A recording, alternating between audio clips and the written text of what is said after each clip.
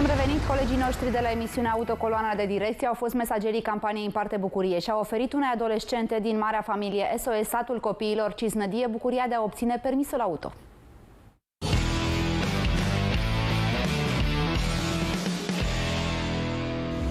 Hei, bună dimineața și bine ați venit la Coloana de Direcție! Eu sunt Luci Popa, prezentator mic în mașină mare, el este colegul meu Dan Scarlat, prezentator mare în mașină mică și astăzi știrea auto vine din partea noastră, a celor de la Prima TV, pentru că noi credem în bine. În weekend am avut un episod special, un episod de Crăciun.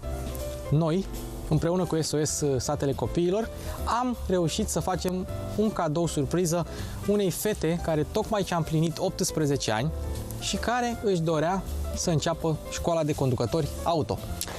În caz că cine știe cum, poate ați fost plecat și emisiunea v-a scăpat în weekendul trecut, o puteți vedea pe YouTube, la Prima TV, dar și pe canalul Coloana de Direcție.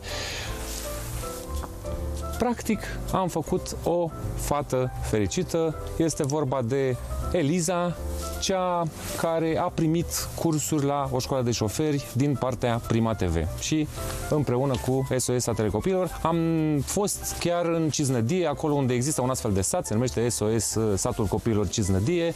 Ba mai mult, am și participat la prima lecție de condus pe care instructorul acestei școli de șoferi a oferit-o Elizei. Bun. Luci, Da. cum ți s-a părut experiența de a fi în preajma copiilor, acum mai ales în preajma sărbătorilor? Copii sărbători, te-ai simțit ca un Moș Crăciun, ca un Moș Nicolae, ca un moș mai mic, așa, mai tânăr? Exact, ca un mic Moș Crăciun.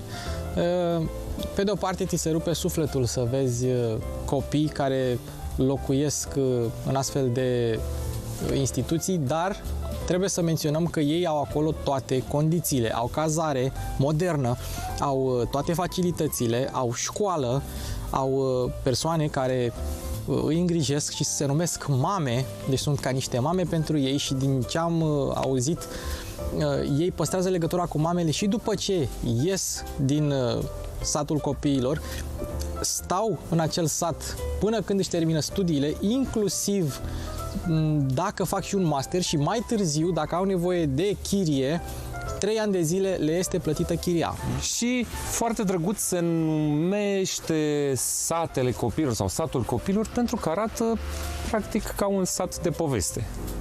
Vă sugerez chiar să vă uitați la această emisiune pe YouTube.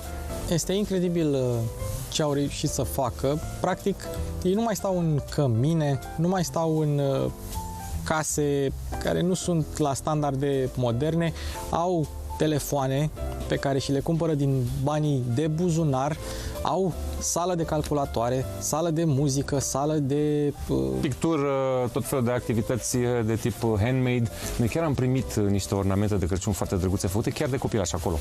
Așa încât dacă sunteți antreprenor și urmează să angajați pe cineva și vedeți cumva în CV că este vorba de un copil care a crescut într-unul din satele copiilor din România, nu că dați-i o șansă, luați-l pur și simplu pentru că este evident că veți găsi pe cineva cu o educație solidă și cu o cultură a vieții foarte bine pusă la punct. Sau puteți să deveniți sponsori.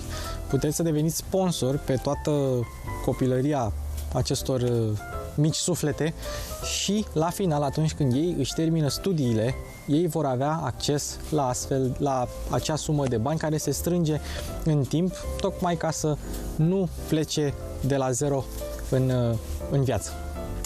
Probabil vom avea și viitori jurnaliști auto acolo, pentru că a existat și un mic workshop pe care, să spunem așa, l-am ținut eu și cu Luci. Le-am dat reviste Top Gear copiilor și, sincer, erau câțiva care tindeau ca așa pasionos să-i vedem dacă vor deveni cititori sau urmăritori ai canalelor de YouTube dedicate fideli. S-ar putea peste câțiva ani să-i vedeți prezentând această emisiune. Atât pentru astăzi. Măcar de sărbători încercați și voi să faceți o faptă bună. Sunt multe persoane care au nevoie de ajutorul nostru, fie moral, fie financiar, dar din partea noastră ne vedem mâine, tot aici, la 9:30, la Focus la prima oră. Și nu contează cât de lung sau cât de greu este drumul, important este să credeți în bine.